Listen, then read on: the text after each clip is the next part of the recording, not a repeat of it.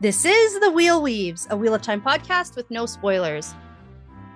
Hey everyone, I'm your host Dani, and I'm the first-time reader going through this series chapter by chapter. As always, there's no spoilers past the chapter we're covering, and that means it's totally safe for first-time readers.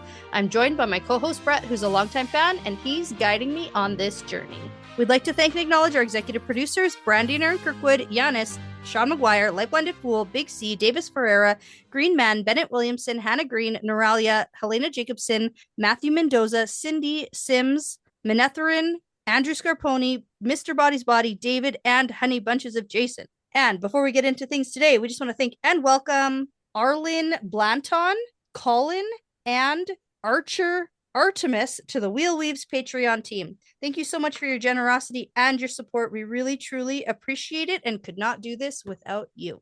In this episode, we are talking about Chapter 37, The Last Battle, Part 4. Yeah, so right? Part That's 4. What we're on? Yes, Part 4, we have perspectives 13, 14, 15, and 16. Four perspectives. Four perspectives again. And today we are joined by 2/3 of Talkaranriod. So thanks for joining us, Joe and Jen. And no thanks to Tom. Tom. Maybe we need to send out a search party for. No, we know exactly where he is. Sleeping in his bed. Well, we're really happy that you're here. He's been Tom's been working really hard lately, being responsible and, working at a job that actually pays him. I'm going to cut all of that out and I'm going to dub over and just be like, yeah, that guy, Tom sucks. Perfect. Well, you know what, Joe and Jen, toe. we're happy to have you guys here. Thank you. Thank you. We're now, happy would to you be like here. to tell people who have no idea and are wondering who you are? You host a podcast called Talk Around Riyadh, and you want to tell us a little bit about that? We used to host a podcast called Talk Around Riyadh. It is over now. But it still exists. Yeah. It still exists. Still listen to it. Yeah, it still exists. You can go anywhere you can get podcasts and listen to it. We ended the show. When was our last episode? Sometime last year. It was, the show ended and the podcast was focused on the TV show. And I think we had always said, like, if the show ends, we're going to end the podcast. And we did. I mean, we took some time.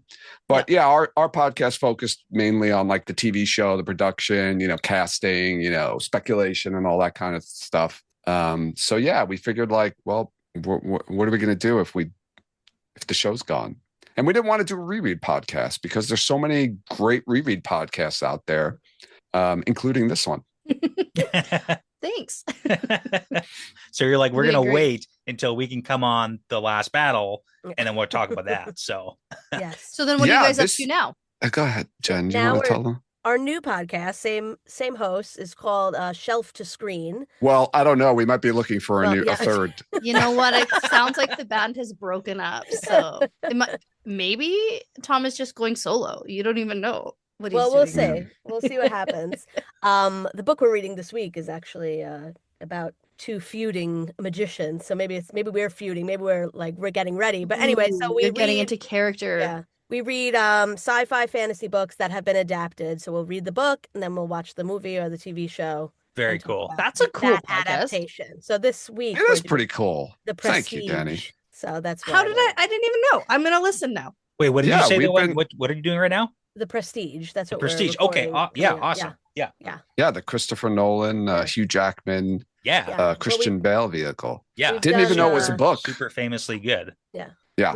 We did Lord of the Rings. We did Dune. We did War of the Worlds. So we've been Total Recall. Yeah. Nice. There's so many. Yeah. It's been fun. Yeah, it's been a lot. It's been fun to do something different than the Wheel of Time, but this is actually really fun to get back into the Wheel of Time. I'm so glad you invited us. Enough about other fantasy series now. Let's talk about, about them.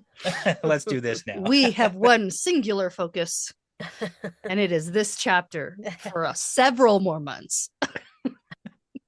It is a long chapter. Yeah, it is. Okay, so let's jump into it. Do you have No. I didn't want to do any sort of fun fact. I don't have anything prepared for this episode. Just with so many guests, like I always like to make sure we talk about what you guys are doing and everything. So I want to get a vibe from you first off, because this has been a topic that have been asked to us a couple of times, and I just like the new perspectives. The last battle chapter is enormous. It's a ginormous chapter filled with all sorts, like there's like 72 perspectives, hundreds of pages, lots of stuff happening. How do you guys feel about the concept of having the last battle in one big chunk like this? I don't want to say too much, but You've been warned I about loved the it. spoilers, and you try really hard for me, and I do, and I'm going to be extra careful today because, like, I haven't read this book. The last time I read this book was probably 4 years ago, maybe. Probably around then. So I don't know what happened necessarily before what I read. I literally read 12 pages of this book today, and I'm like trying to piece together what happened before versus what happens after. So I'm going to be very careful. And then Brett, I know you sent us a little helpful tip sheet, so I thank you for that. It's like, this has happened. This has not happened. Yeah. Don't talk about any of this stuff. It hasn't happened yet. If you say these words, I will kill you, Joe. Yeah. Can you imagine, just 7 years of podcasting for me to be spoiled now by Joe? No, it's not going to happen. Well, Brett did tell us, though, that you have read the whole chapter. I did, yes. So, but I was still refrained from talking about it because there was a big thing that I asked him. I was like, did this happened already in the chapter, right? And he I was don't know. like, yes. I can't imagine that anything else even happens after this chapter. So it's pretty wild. It is pretty wild. But I love this. To the moon. That's where he lives. I love this. Right? I love you mentioned all the perspective changes, and I think that's one of my favorite things about it because it just jumps around all over the place so many times from everything that's going on during this battle. And it's great because you get a really like bird's eye view of all the different things that are happening, how large this battle is, right? They're fighting on 3 fronts, and there's people traveling all over the place, and there's, it's awesome. Yeah, I think that the as large as it is, it gives you like a lot of chances to be like, okay, I'm gonna put it like if you have to stop reading, if you can't read the whole thing in one shot,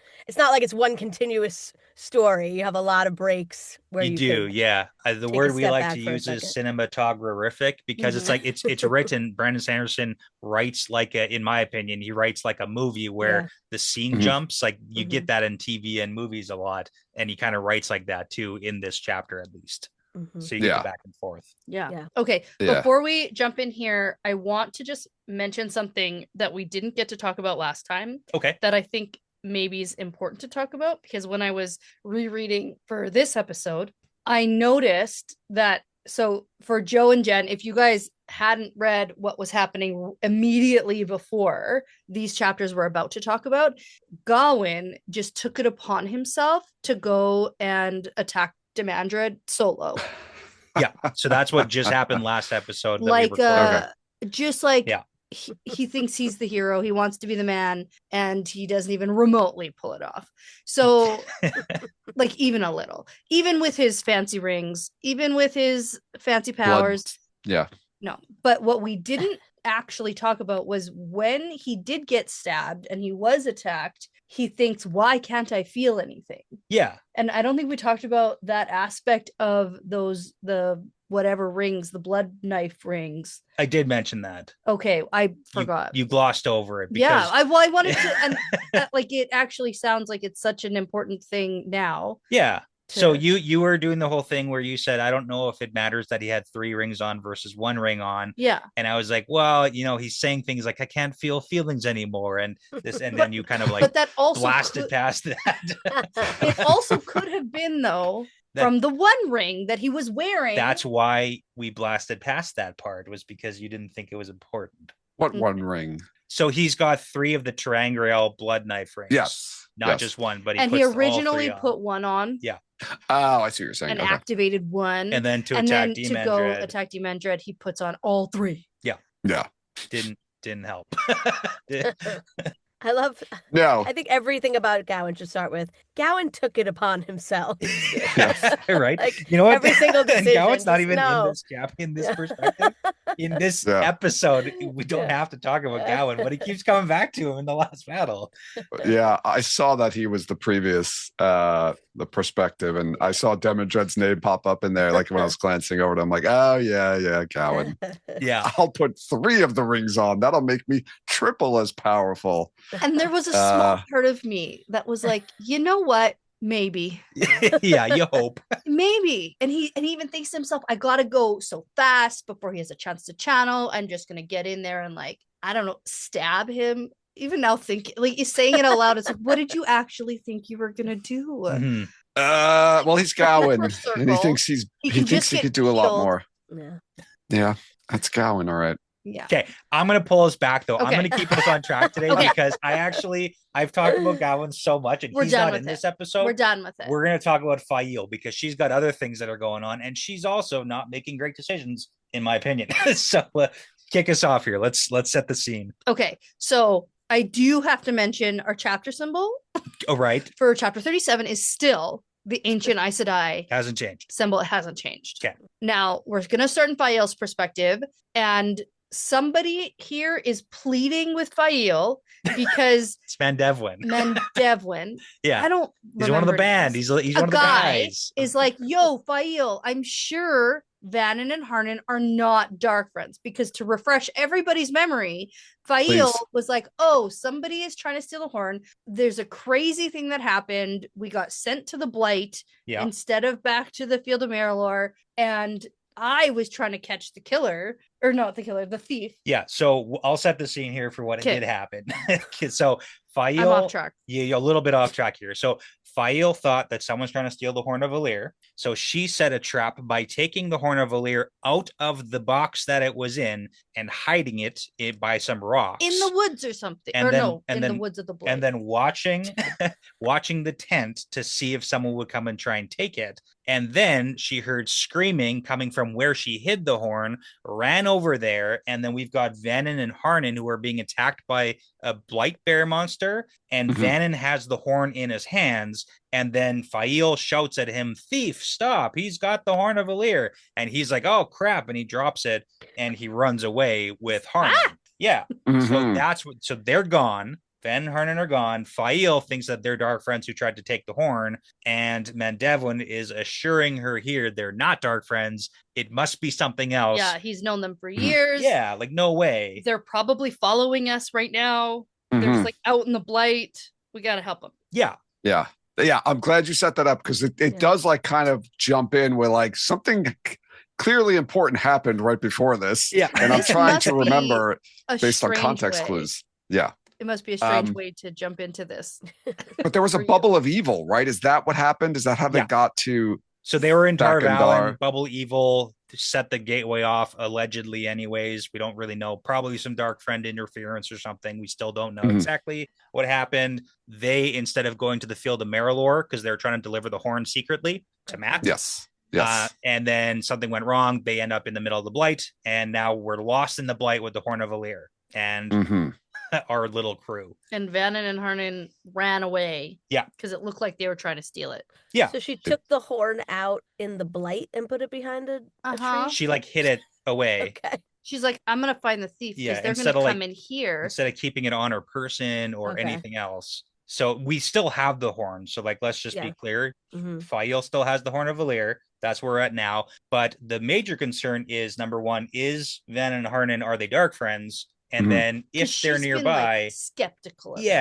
Because there was a lot of like, she's super suspicious of everything right now, as you should be with the Horn of Valir. And also they're kind of trapped right now, very like much in the sense of like they're like behind the lines. Yes, they're behind enemy lines right now.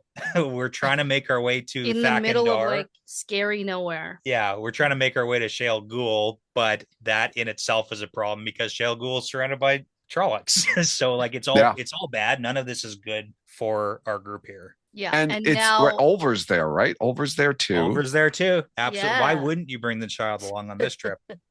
Yes. Well, and some of Chafael is there with her. Yeah, it's not a large group, right? Is it? Too, like she's here helping out. Okay. It's a hodgepodge. Okay. Yeah, it's a collective group of people with the Horn of Valir. I love it.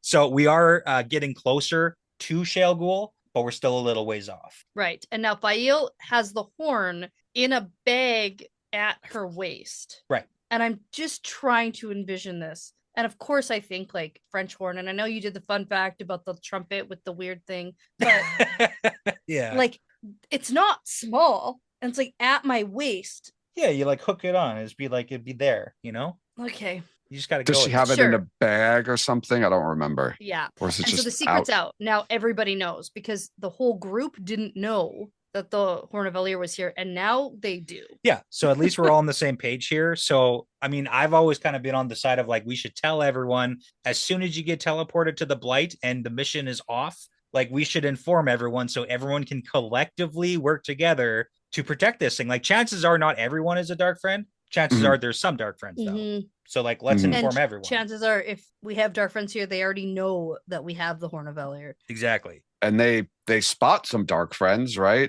So this is the interesting part. So they're coming up closer to Shale Ghoul, and then they spot a village at the foothills. And it's not exactly clear, but it's like, I thought this was Thakandar. So this is the village at the slopes of, it's hard to say exactly. It says is this like the town. It was settled into the foothills near Thakandar, a village. So like it could be the town from what it seems like. We've seen the town like where what's his face grew up? Like Isam, where Slayer. Isam grew up. Yeah. We also don't know a lot like geographically about how many towns in the Blight there are. Yeah. It's just they only refer to I think the one town, but you're right, there could be other ones. I mean, like there could be more because we know about the village. Yeah, at Thakandar, right? Like, well, they call it a village here, and we've never seen anything besides the town be described as the town. But that's by people who know what it is.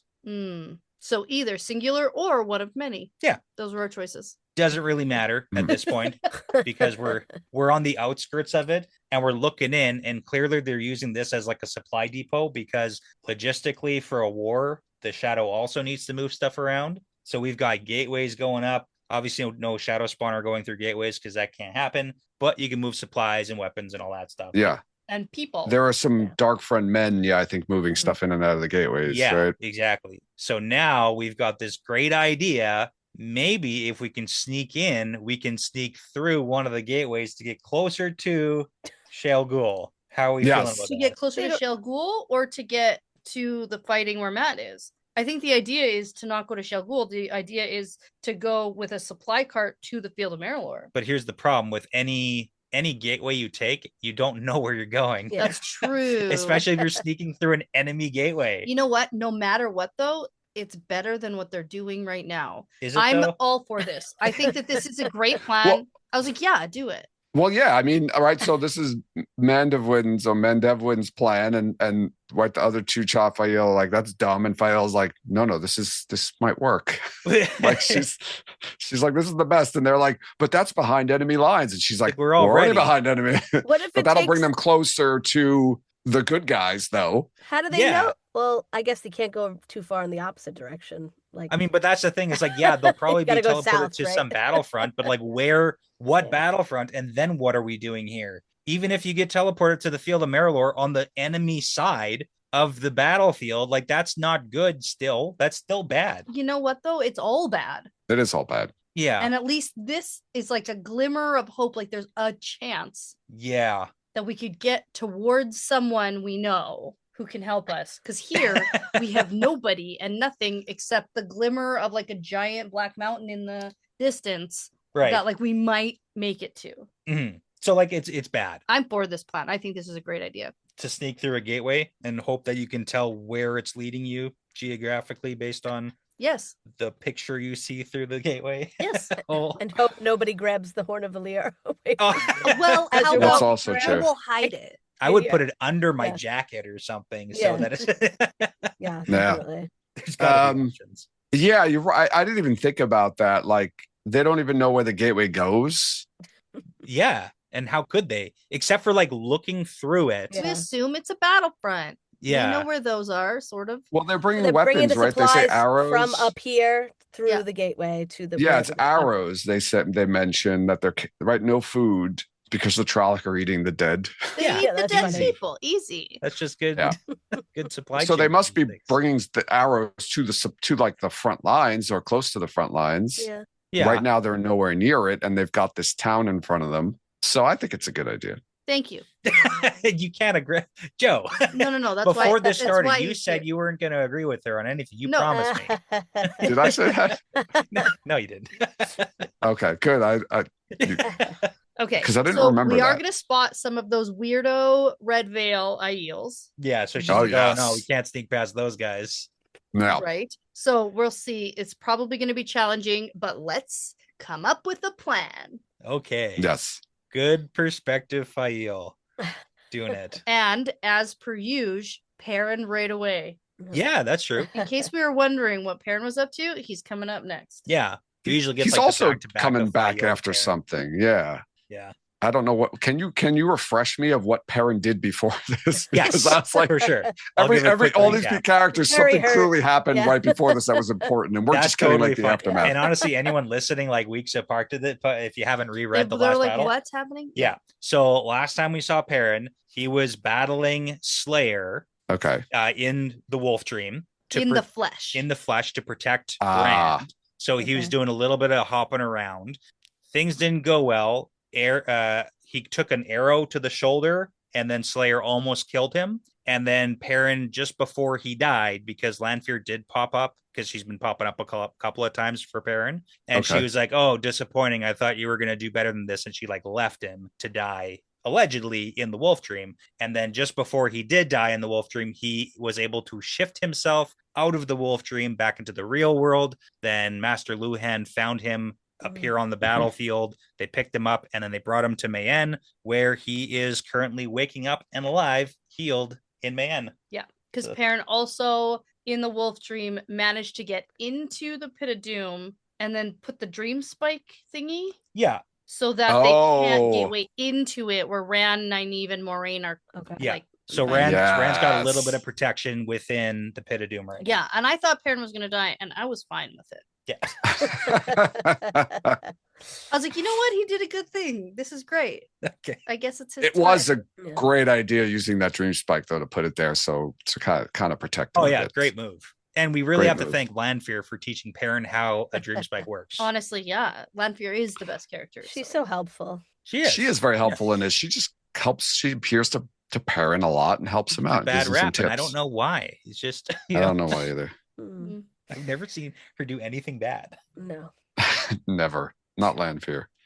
Okay, my Um, favorite thing here when Perrin wakes up in Mayenne, Barrelane is here, and then immediately she's like, "Oh, we've been in this situation before, but don't worry, I got Uno over here." Chaperoning. Yeah, chaperoning. Yeah, that's what that. Okay, that's what that was. Like, it was Yeah. a very like weird thing to bring up in a It's situation callback where from, he's like, literally like book 8 or 9. Yeah. The When- alleged was Perrin sleeping with Barrelane rumors that were going around. Yes, when yes. Fael was captured. Yeah. And he Yes. was on like my Where's My Wife rampage. Yeah. mhm. And yeah, those were the rumors. This is the callback to that. So we've got other people in the room I to thought it make was sure funny. Yeah. no funny business is happening. We've got Uno, and then one of the wise ones comes in too. Yeah. Yeah. So Perrin's been out, asleep, unconscious. I don't know if you call it sleeping. Mm. 10 hours. He's been healed enough to keep him alive, but not much more than that. And Uno, we last saw Uno. He was on the heights He helping was people like coming retreat. down. He got injured, got brought to Mayenne. So it's good that he's still alive. I always like him. Okay. Yeah, you gotta love Uno. I'm gonna I like on when my Perrin map, asks- I'm gonna cross out Uno's name. Okay, because he's not there Because anymore. he's not there anymore. I'm Yeah. gonna need a new map. So they retreated off. Oh, the you're trying to heights track because of the who's Manethraen. where. Pardon me? You're trying to track who's where. Yeah, we had the Field of Marilor map, and she's doing her Oh, best. okay, Merla. That's tough, especially with the gateways and people zooming Yeah, in and out it's- of there. It doesn't get easier. No. I'm really sad that we never got to see Barrelane on the TV show. I really like her. Right? Oh, Would've been Who would they great. I don't know. Would she be in the TV show though? Is the question. I don't know. Joe, of course you would be. Of course. I would love to have her there. I love Berlin too. But would she be there is the question. I hope so. She's arguably like the hottest character You think they weren't going to put her in the TV show? That's true, but then everyone would say she's not as hot as Berlin is, this actress, because that's what everybody does. How hot you would have to be the hottest character on this TV show, because every single person on the show is gorgeous. So that's true. It's hard to keep building up. No, she's the hottest. No, she's the hottest. Yeah. She's the hottest. Yeah, we could do it though. We could figure this out. Yeah. We'll just get an AI animation. Oh man. Please don't. She'll have like 6 fingers. It's fine. Hey, that's great. Okay, so back to it here. So Perrin's waking up. We're in the healing room, and Perrin wants the wise one to do the whole get rid of his exhaustion weave. Yeah, Maureen did that once. Mm-hmm. I know that's a thing you can do. Yeah. She did it a lot in the first book. Yeah. Super useful. Janina, the wise one here, doesn't know it, and it wouldn't use it if she did, because Perrin is so badly injured and wounded, and he was basically awake in the wolf dream. We don't even know how long. Like, with the time dilation. Weeks. Yeah, because things are weird with time, like a black hole. Like the closer you get to Shao Ghul, like time slows down. So we don't actually know how long he was there awake and not. And he was also in the wolf dream, which is also different time wise. So we don't know. Yeah, so his body's like shutting down here. And also, side note, where's Gaul? He's still in the wolf. He dream. left. I'm like concerned. He left Gaul. Perrin he mentions thinks about that, and he's like, "I need to get back because I got to help Rand, and I got to go he's help like, Gaul." Gaul's still in the wolf dream. Yeah. I left Gaul behind. I need to go get him. Because that guy for sure does not know how to bamf himself out. Oh yeah, no, he's for sure stuck there until he gets rescued. Like Perrin had the chance of like figuring out how to shift out. Gaul does not. No, Gaul's like stuck there basically right now, but Perrin just falls asleep though. Yeah. Well, it's kind of funny too. Very tired. Well, Perrin thinks too. He's like, oh, he's like Tom. Yes. Yeah. He's so tired. He falls asleep and he doesn't join in the last battle or this podcast. And we're Gaul. And he said, "Nah, I can't. Sorry, Gaul. You're gonna have to wait a little bit longer. You'll be fine. It's okay." Lanfear's there. She can help you. Yeah. Perfect. Which one of you is Lanfear? I don't know. I'll be Lanfear. Okay.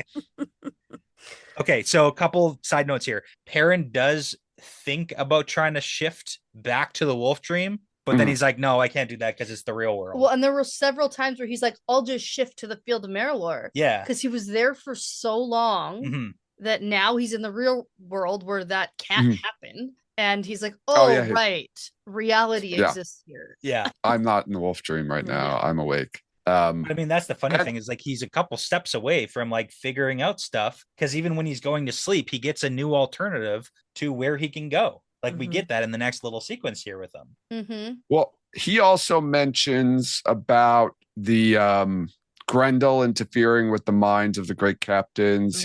He wants to know that message got through. Yes. Yeah. And it did. Everyone is already up to speed on that too, which is kind of funny. Yeah, everyone already knows that the great captains got all messed with, and we've already dealt with it completely. So like, thanks, Perrin. Matt takes over, right? That's when Matt takes over. Yeah, exactly. Yeah.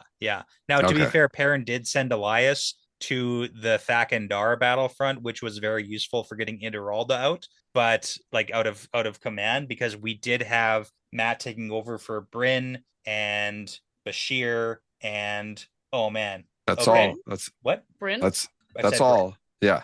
No, that's it. Everyone else is dead. That is it for Bryn and Bashir, but not Interalda, because Interalda is at a separate battlefront right now. Yeah, he was at Thakandar, right? He's the one at Thakandar. Yeah, Interalda was at Thakandar. Okay. So technically, Matt isn't in control of the Thakandar stuff. He's in control of everything else. So it was useful for Perrin to send Elias to get Interalda out of the chain of command there. Yes. By kidnapping him.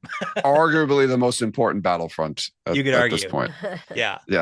Well, and that'll be funny when we talk about like the next scene too with Ruark, because things now are going badly. Oh my gosh. Every time we're gonna go to a new perspective, I'm gonna it's all going bad right now. So there's one important thing though in this one. Yeah. Right. Perrin finds out that something happened to Fail. Yes. Again with his wife going missing.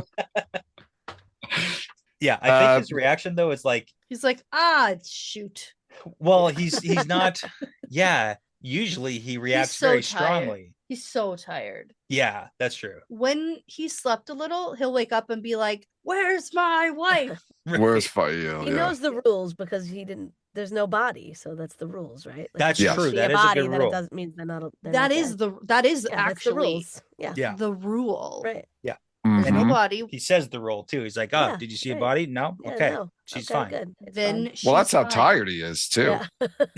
Yeah. Yeah. And he even thinks of the horn too. He's like, oh, he's like, oh no, the horn. It's the shadow of the horn now. Like Oh, he's no. clearly not thinking straight, and he's tired because he's not going crazy about Fael. Yeah.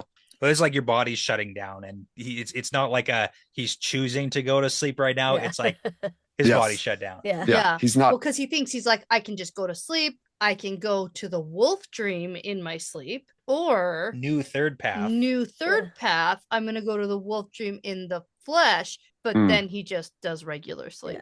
Yeah.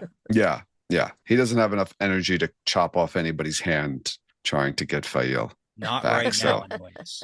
No, Yeah. he's just too tired. So now, interestingly, though, now thinking about Perrin with this new ability, it's kind of like when Egwene can like do the half awake, half asleep thing with Tel'aran'rhiod. Like that's what the wise ones had taught her. But now Perrin Yes. going to sleep now has this option to go into the wolf dream in the flesh. Like that is pretty big. Can he do that on his own now? Well, it says he has Seems that as like an it. option when he goes to sleep. I don't know if he actually does have that as an option, because does he even know how he shifted out of it? It That's a good says, question. Because we needed Rand to make a gateway last time. Yeah, but he got out himself this time, allegedly. yeah. Says he saw 3 paths before himself. This time one led to ordinary sleep, another to the wolf dream. And then it says, and between them, a third path, the wolf dream in the flesh. Oh. So it's there. I guess he knows how to take it at this point. He's I don't learned, he buy it. understands. What do you mean? Just all of Okay. a sudden he just That was- knows how to do it. That was a dream. Ah, It's just, wasn't Hey, real. but by rules of the world of dreams, if you think it is reality, right? Like that's the whole thing about But only when Tel'aran'rhiod. you're there. Well, well, maybe Slayer he's- does it though, right? Just at will, right? Slayer is different. He's like 2 souls in one body situation. Well, explain what Perrin is being a wolf brother. I don't know. I don't care about that very much. Do we ever get like a wolf going into the dream in the flesh? Does that ever happen in the series? I don't think so, right? Like a live wolf going in the flesh. Probably no. Yeah. I don't think so, but I would also think that wolves view it differently Mhm. because they're wolves. They're 'Cause not. They're not people. Yeah. Yeah, I don't know if you know this, They're but not. Oh, they're wolves. I'm They're sorry. not people. How stupid of me. Going into the wolf dream in the flesh, though, there's no sleep involved in that at all. That was the one thing that caught my attention reading this, because I feel like anytime someone does go into the into like Tel'aran'rhiod in the flesh, it's not like Perrin describes it, where like you go to sleep and you have options, like press Yeah. A for this, B for Yeah. that, C for that. Yeah. I feel like Rand, like the Forsaken open up gateways, and Yeah. right, Rand opens Yes. up a gateway there. Yeah. Slayer just does it, like he just wills it to happen. And I'm trying to remember when Egwene did it back in was it Lord of Chaos, when Oh, she she has to go opens back up to a become Like when she Gateway goes too, to when she Saladar. Oh, yes, Yeah. when she goes to Saladar. I think Does she open up a steps gateway? through- I believe it was via yeah. gateway. I think Think she so. like makes a. I think that was like her first instance of like making a gateway. Yeah. Okay. And then she rides her horse through the Yeah. Mhm. dream world in the flesh or Yeah. something. But This might be but the first time Perrin we can't see that. channel. No. But channeling isn't necessarily a requirement to get into the world of dreams in the flesh. Yeah. Because the Because wise Slayer ones also talk can't about it, right?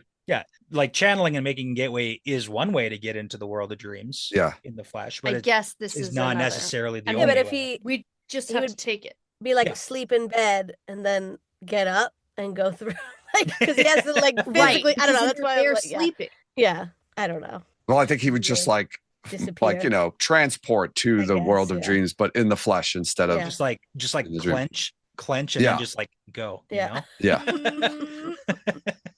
I could see how he can get himself out of it in the flesh, because when you're in the dream world, you think Yeah. whatever you think is going to be reality. And if you think to yourself, now I'm out of the dream world, then maybe you are. Like that's maybe how Yeah. that happens. Yeah. But to get into it is a different thing, I think. Maybe allegedly. Yeah. We don't so know. maybe he has to be Yeah. in that like half sleep state But then, I To, guess like, he would get access it. out of his bed Right. now in the dream world in the flesh. Yeah. I don't think he has to move. I think he just He'll just disappear from the bed, though. He won't be there.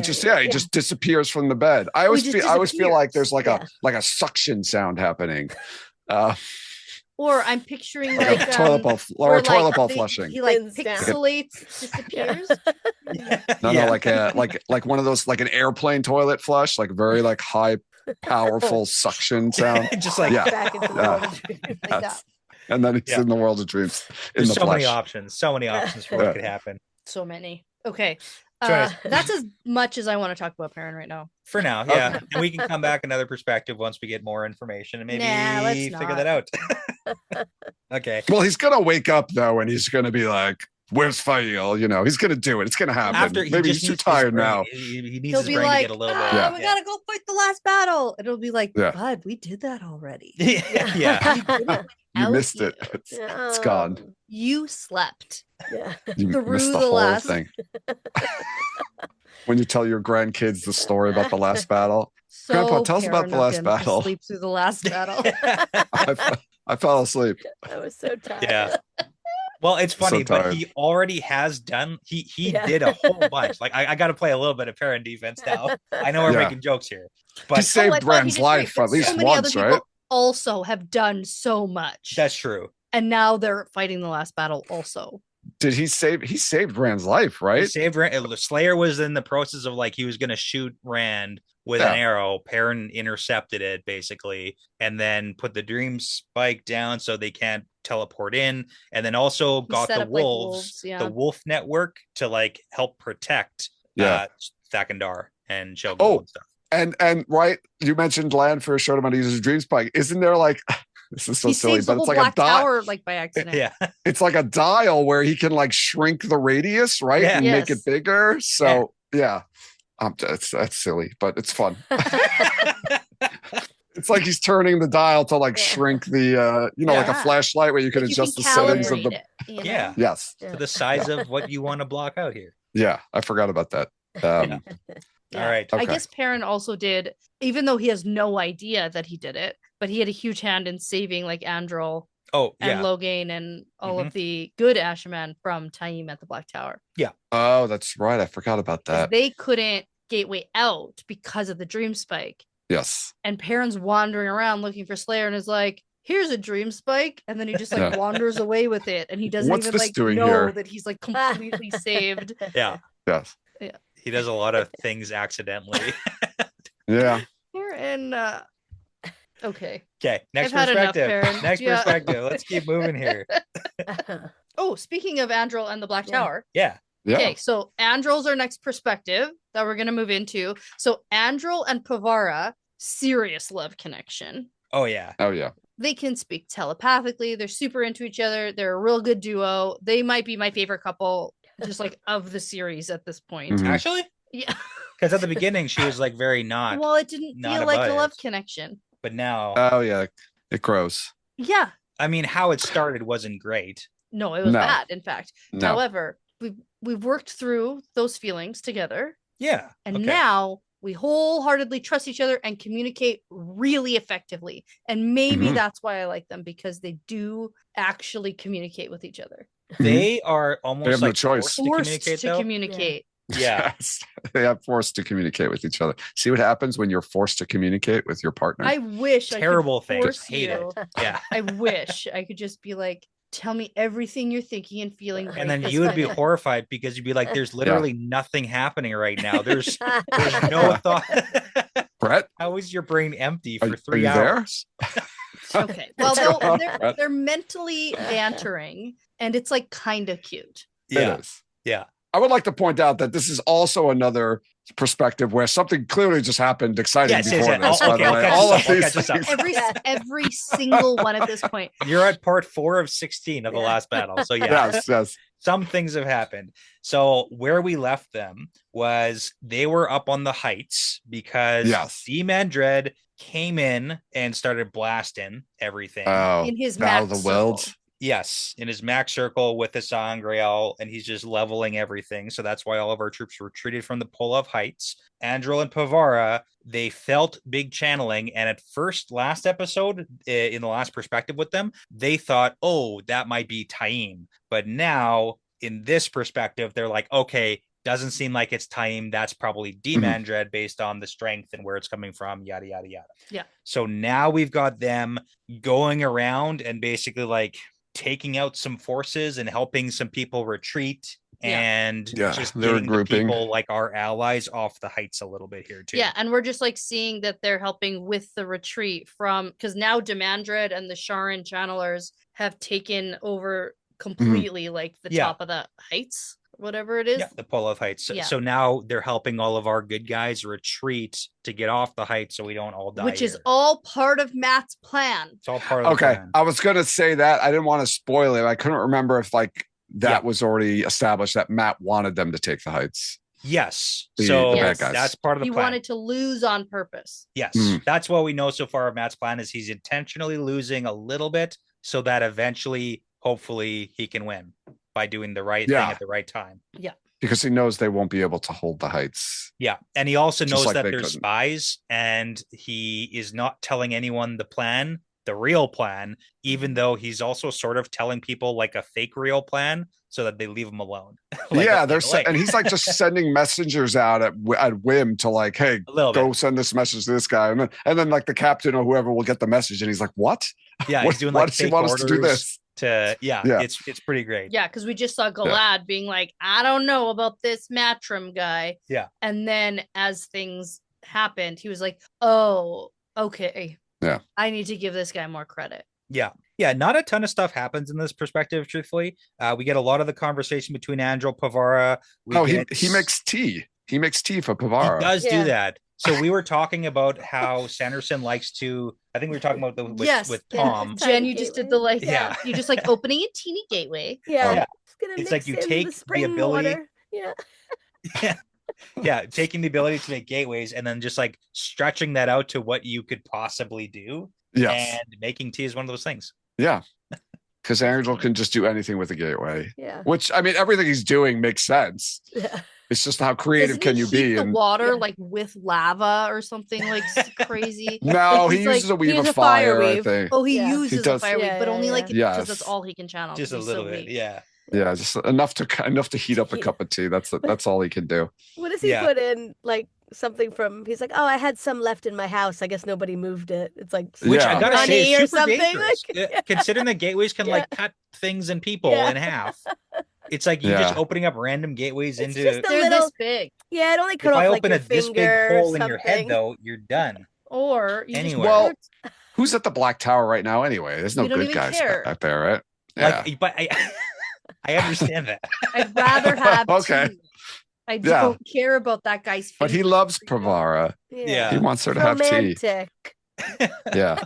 Spring water, fresh tea, and honey too. I don't know where the honey came. Like, did he have it in a jar? I had it in my room, and but what was it in? Like jars. I guess it was in a jar or something, and he gatewayed inside the honey jar. Broke the jar open, and there's just honey everywhere now. Just open a gateway underneath all the Trollocs. Yeah, they all just fall through and die. Yeah, why don't they do that? I don't remember.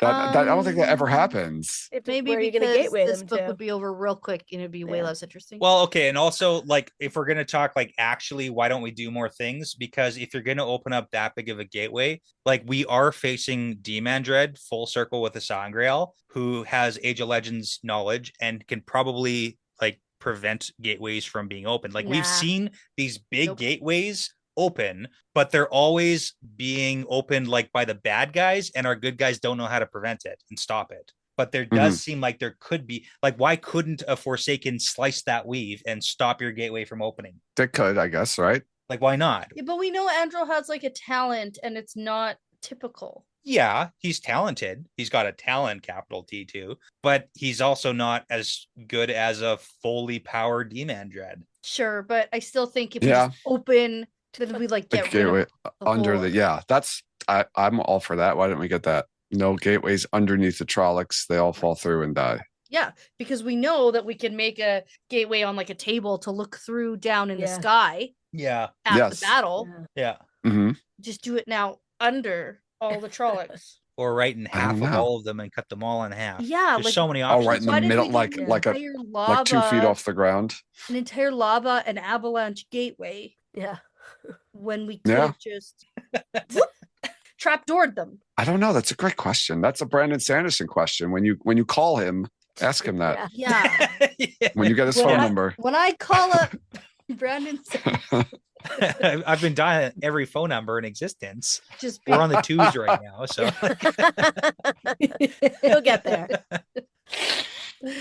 Oh boy. But yeah, that's all happens, right? Here is he Androl makes tea for Pavar. Is that all? Yeah, we get some really romantic stuff happening. So Androl compares her in his mind to an old piece of leather. In that she's reliable. Yeah. Well, he doesn't say old leather, does he? Or is he says like old, worn leather. I'm pretty worn sure leather is like better than new leather. It's an old strap of leather because it's reliable and it's proven its worth over time. And then also, but to be fair, she's really freaking old. She's older than the trees. He also thinks that. He's a sweet talker, this Androl. Leather and old trees. Older than trees, old leather. But he made her tea, so that's nice. Yeah. Yeah. Yeah. Well, and he talks also. Go ahead. No, I was going to say because she compares him to those little figurines of her family. Yes. Yeah. So that's pretty sweet because now she's viewing him as her new family. So. She mentions here, she refers back to something that happened with when they linked and she was able to kind of use his talent. Yes. I didn't remember that. I'd forgotten about that. It's a little thing where she's able to open a gateway even though he's leading a circle. Yeah. And she doesn't know why, and we don't know why. And she also thinks that it's really hard for, like, she's not somebody who can make a gateway easily. Like, it's the hardest thing she's like ever done. Yeah. And she can't even like make a big one or whatever. Yeah. But then she just like springs one open, like with a wave of her hand. Yeah. So now she wants to do some tests and get other people involved I mean, there's so much we don't know about like channelers linking and bonding each other and different talents and how they interact. Like, there's a lot of stuff. So she just wants to learn more about it. It seems like Age of Legends type stuff potentially here. Yeah. Yeah. Well, it just goes to show like how much Aes Sedai nowadays, like how much we don't know just because it's lost knowledge. Mm-hmm. I like how he mentions, she says that he lost his sword and he wants it back. And she's like, you don't need that sword. And he's like, I do. Yeah. Well, he says like, it's a reminder for him. The small things, right? He says, but small things matter. Yeah. It like reminds him where he came from, like the roots and stuff. And I get he needs to be a soldier again. Yeah. Plus swords are cool. Who doesn't want to carry a sword? Like if I have the option of carrying a sword. I don't know. Seems heavy and bulky to me. Yeah, but when you're in like the last battle, you probably want a sword. Yeah, just I would choose sword over no sword. Absolutely. In the last battle. I would choose magic. Any scenario. Well, yeah, but what he if doesn't you lose really the ability to do magic? Then you have to have a sword at your last. What if you get shielded? Yeah. I think I am more likely to hurt myself wielding a sword than I to hurt anyone else with that. Well, Androl's trained though, so he knows how to use a sword. That's true. And he can't really channel much, so also true. But I like that little part about that. Is this the only like Aes Sedai to Ashaman double bonding? Double bonding? The only one, I don't think it's not the only one. Definitely not the only one.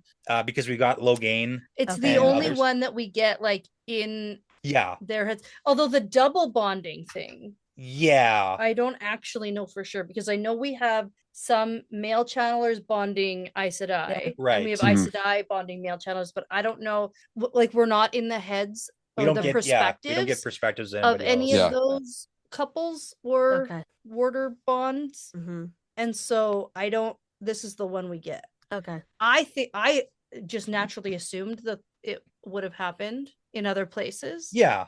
Yeah. Like it's not unique specifically to them, but like just the cross bonding is a thing that allows you to communicate telepathically. Yeah. Yeah. Yeah. And it powers both of them up because they can use each other's, seems like it use each other's talents or whatever. Like super helpful. So it's, Yeah. Well, and especially now because we're going to figure out a plan to get the seals away from Taim. Yeah. Yes. That's their mission. But we have to find him first. Yes. And then like, what's the plan? Well, how Not crazy get do you killed. want to be? Yeah. Desperate times. Yeah. I like how everyone's got their all. And another cool thing about this chapter is like there's everyone's got their own little plan and story and job and role to play and the whole thing. So yeah. I have to imagine driving Matt a little bit crazy too, because everyone's like doing their own thing. It's like, stop doing your own thing. We almost kind of need yeah them to sort of be doing their own thing. Need individual groups. And this is like outside the battle, like the army battle thing. Like Matt, this has nothing to do with Matt. This is for Rand. Well, and Rand really gave the orders to Logain and the Asherman, get these seals back. Yes. Yeah. And so, because you're going to have to break them. By the way, I lost these right before the last battle. Please find them. Yes. Okay, bye. Passing out Or flyers. I'm going to be in big trouble.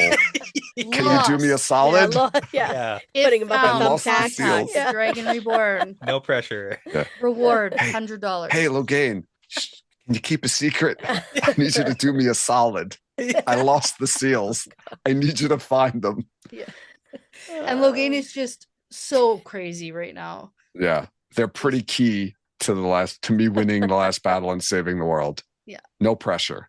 Yeah, right. Oh man, it's pretty funny. So I'm on board with this. I'm here for it. Let's go. This feels like a setup for them, you know? Yeah, we got to do something. They need a plan. They're planning, just like Fail is okay. planning. I think so. That leads us into, because that's the end of this perspective with Angel Pavara. Yep. We have one more, possibly the saddest sequence. This one is really hard. I didn't like it. Yeah, this one's rough. Okay, so into Ruark's perspective. Yeah. So Ruark is over in the valley of Thakandar with Avienda and that crew. Yes. And the Borderlanders, right? Yes. Now, big change in dynamics here. So from the last time we saw what was happening with the Battle of Thakandar, previously we had Ideralda in charge, who obviously was under compulsion, but he was playing defense on the valley to prevent the shadow spawn from like coming in and being able to attack. We're just like we're holding the valley until Rand saves the world. Yes. Now, unfortunately, Ideralda was taken out of commission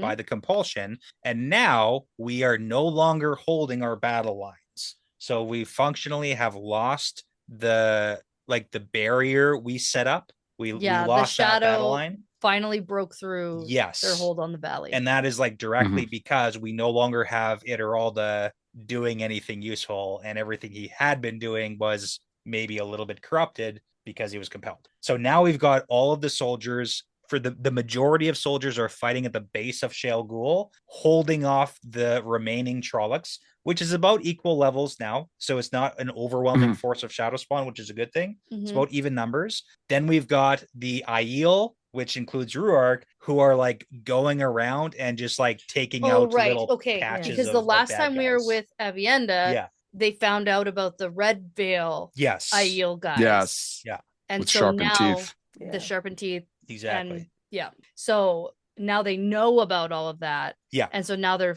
fighting them and taking them out. And then here Ruark thinks about how these guys don't even follow Giotto. They're not even real Aiel. Yeah. I was like, yes, that's part of it. Yeah. So they're like they're like going through and like just assassinating like little squads of the Red Veils, while the majority of like our soldiers and commoners or whatever you want to call them at this point, the defenders and the Dragonsworn. Yeah. Because it's not good. There's not a lot of people left here. No. I love how you like that whole part when they realize like, what are these Aiel? Who are they? Oh, remember how we would make the male channelers go into the blight? It's so sad, man. It's so sad. That was probably not a good idea. Yeah. We regret that. It's very much like that story of, and I'm pretty sure it's just one of those internet stories where the person has a farm cat, and then they let their farm cat wander, and it keeps getting eaten by coyotes, and then they keep getting new cats and letting them wander, and they keep getting eaten by. And it's like coyotes. You're just feeding the coyotes now. You're not. And that's what the Aiel are doing. They're just feeding their male channelers to the shadow. Yeah. Yes. It's not great. No. No. And they didn't even know. Didn't know. No idea. Okay. We got Ruark being a badass. I love, like, this is a super sad scene, but big before fight sequence. Yeah, we get to see just how much of a badass Ruark is. We get to see him like at full force being just a killer, sneaky old man Aiel. He's old. Yes. He's dad. Yeah, but he's dad like motivated. badass though. Yes. Yeah, he's like crawling up, and he's right. He mentions how like people are dying, but he's like, I still got to crawl slow. Like I got to be slow and quiet, otherwise, it's not going to work. And he's just has to watch people get killed while he's slowly creeping up. But like he's creeping up on a channeler, so it's like he kills a channeler straight up, and then he kills the Trollocs who come to investigate. Channeler. Like he's so cool in this moment, doing a great job. Yeah, but then it doesn't work out. It doesn't work out. But as a side note, we also have Rourke wolves passing wolves, like groups of wolves. Oh, that's right. Yeah. Help. So, by the way, the names of these two other Aiel, Trask, and Balder, those are clearly Brandon Sanderson names.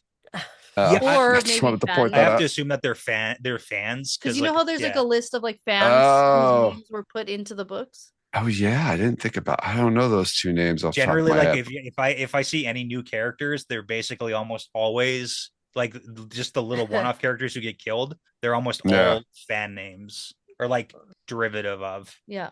Yeah. I didn't think about that. I saw Trask and I was like, that sounds like a Brandon Sanderson made up name. It does though. Yeah. Okay.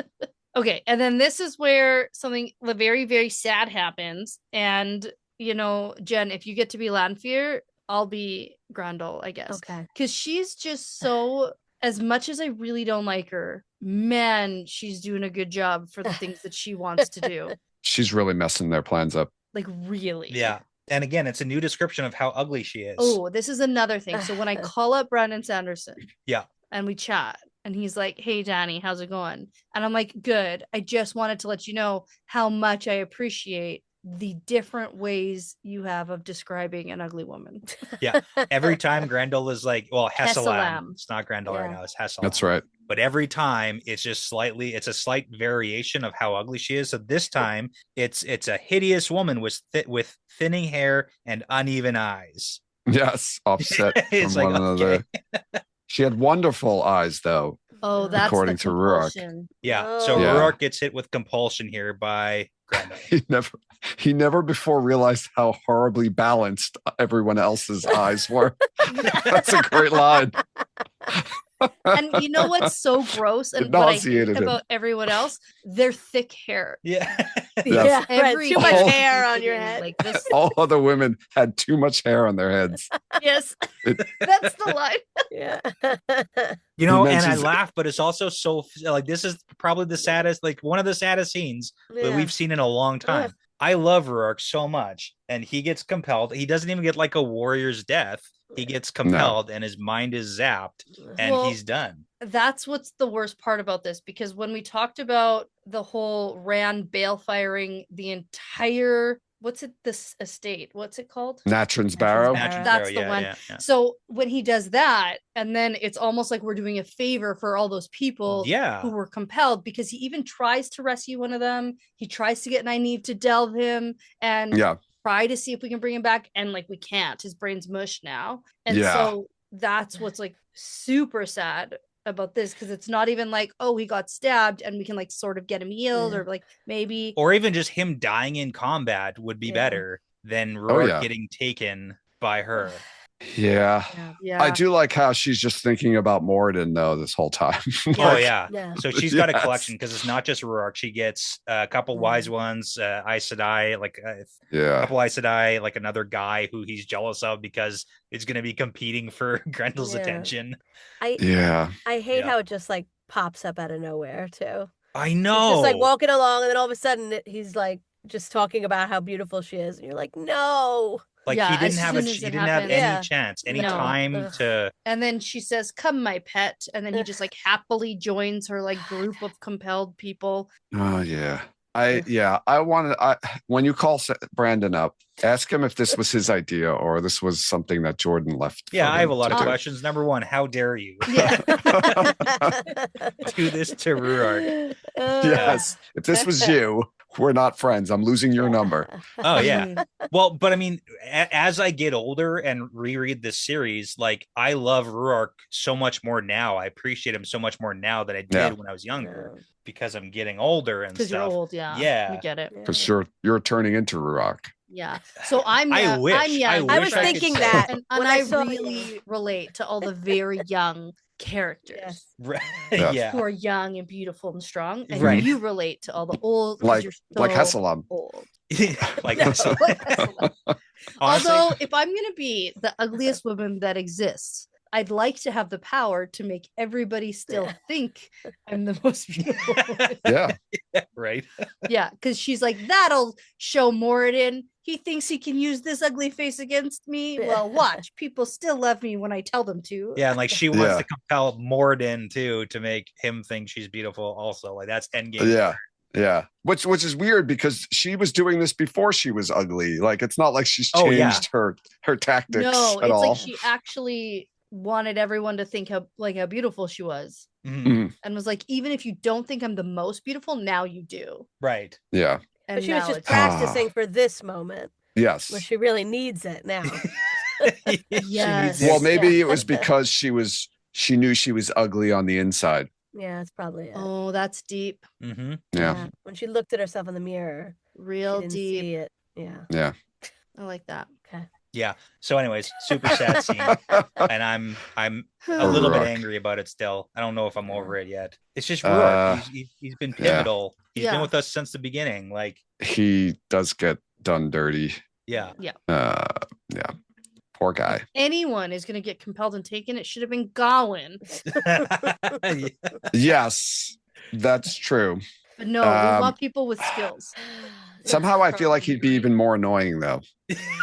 She probably thought about it and then she was like, he's not Not gonna for help me. him. Oh my gosh, it's so This is much no- work to compel Yeah, the it's gonna- annoyingness out of that It's guy. gonna make them suffer more if they keep him. So let's just leave him on that side. Well, what if she compelled Gowan, right? And then Ruark mentions that there's another guy with Yeah. her and he's already Uh-huh. getting jealous. Like, what if that was Gowan and then Ruark killed him because I he love was it. jealous of him? I love that. Except Rourke's still compelled in that version, and I don't like that. No, but just to make it a little bit better. At least he killed Gowan. Oh my god. His last, Yeah. his last, Oh man, I'm just positive thinking moment. like poor Egwene though about this whole thing because like Mm. Mhm. her warder's She- an idiot. She chose wrong. She made her bet. Yeah. Yeah. She You know chose what? poorly. She did make her bed. She had lots of opportunities to Yeah. opt out of this relationship, and she never once took that exit ramp. No, she just something about Gowan. Yeah. I don't know what it Something was. about Gowan. They made out. Maybe that's it. what we're not. Maybe he is really just really good looking, ridiculously good looking. Well, not Maybe as good he's a as good kisser. Galad, but I bet yeah, he's attractive. Yeah, Galad's like definitely. too beautiful, though. You know, Mm. like he's too beautiful. Yes, Gowan I think is very good looking. I think it's just that Elaine and Gowan are his siblings is the problem, who are both Galad. just better looking than him. Yeah, Fair. Yeah. yeah. Yeah. That's, All right. Well, that's all. the end of this perspective, though. Rourke leaves behind Yeah, leaves his brothers he was hunting with, and Yeah. he's gone. without hesitation. Gone. Yep. Gone. That's what compulsion does to you. One of them dies, right? Trask, I Before- think, died Before earlier. this, yeah. Yeah, before because this. he picked up with a couple different groups of Aiel on the hunting missions Yeah. that they were doing because they like fought some guys, some Aiel died. He regathered some Aiel, went out hunting, and then he waved for a couple of them to like wait for him. And then he went and snuck up on that channeler, killed the Trollocs, and then that's when Grendel struck. So he was supposed Yeah. to go back to his Aiel buddies, but he never has the opportunity to because No. Grendel took him. It's a good move for Grundle. Yeah. Yeah, she's just gathering up a bunch of people to Yes. worship her. Mm-hmm. Yeah. And I mean, is she going to use them like effectively in this last battle for the Shadow? Like, probably not. But she's Mhm. really taking them out of commission for the good guys. Yeah. Yeah. Because they'll be like her like footrest and stuff. Yeah, I'm assuming she's hoping that they win and she has they're her footrests and her servants and Yeah. Yep. yeah, And she's just admired. That's all she's ever wanted to be. So Mm-hmm. she just wants to be loved. All right. Well, yeah, I'm kind of sad that we have to leave on that sad yeah, note. you planned this. Sorry. You did this. I chose the perspectives, but they chose the episode. I don't think feel it was like in the recording schedule. Also that. Well, it doesn't matter whether it was us or somebody else. One of your episodes would have ended on this note. That's true. That's true. That's your fault. Okay. Next episode, we are covering 5 perspectives. Ooh, but they're short. Yeah, roughly the same. So Okay. 17, 18, 19, 20, 21. Ooh. Yeah, so I'll post that, and I'll post the who those Ooh. perspectives are too in our Discord or something, or in the episode description. Are people asking for that? A little bit, yeah. So because I know, and I get it. It's so It's difficult. only going to get worse. It'll get worse, but yeah, that's what we'll do. I see what the next perspective is. So It's a bunch of good ones. well, I Last just battle see the really next doesn't one. slow down. So No. There's so much to talk about. There's so It's much. just going to go back and forth. You're just going to keep going back and forth between the it's either same. we break it down into 16 episodes or we have like a 35-hour long episode. So Hey, 35 Marathon. hours. Yeah, you guys can drink a lot of energy drinks and just go for it. yeah, It'll feel even like with the last battle. coffee, Jen's fading, I think. So Yeah. No, I'm good. I'm good. I survived. I made it. good for Yeah. you. More than a lot of these characters. Yeah, Yeah, you did better than Ruark I did for the first time in my life. and Trask. And you know what? Tom did exactly the same as Perrin. He went to sleep. He just went to sleep. Missed it. Missed the whole thing. I'm just gonna rag on him forever now about that. It's okay. Yeah. You should. Okay. Thank you so much for joining us today. We had so much fun. I hope you guys did too. Tell people where they can find you. Remind them again. Thank you for having us. This was great. I miss talking about the Wheel of Time. So this was a lot of fun. And you guys just came back from WatCon. So We did. you're- So we did. Yeah. So we did talk a little bit about the Wheel of Time at WatCon, but but this was awesome. Thank you for having us. Okay. Where can people find you? So for Talk Around Riyadh, you can search all your podcast places for Talk Around Riyadh or go to talkaroundriyadh.com. And for Shelf to Screen, you like the same thing. Search your podcast places for Shelf to Screen or go to shelftoscreenpod.com. Nice. Okay. Awesome. Everybody go check that out. I'm going to check it out. Mhm. So I'm excited for that. But now, before you go ahead and get yourself compelled by a hideous woman, I'm going to say that this is part of the pattern now. Yeah, it's part of the pattern. You can say it too. It's part of the pattern. It's part of the pattern. Yeah, it is. Nice.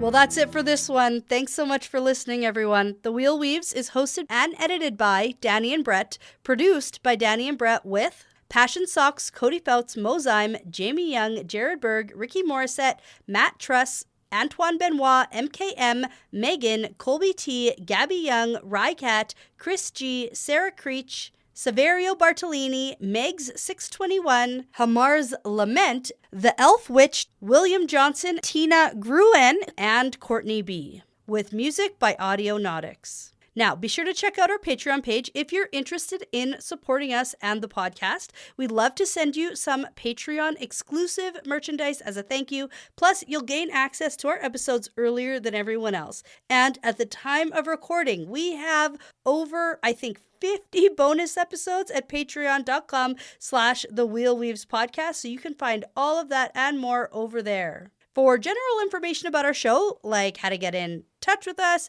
how to send us shot glasses, how to join our Discord, you can visit thewheelweavespodcast.com. And as always, please be sure to give us that 5-star review because it really does make a huge difference in helping people find us. And be sure to tell a friend, Riyadh, because referrals really are the best compliment. Thanks again for listening. This really is part of the pattern now.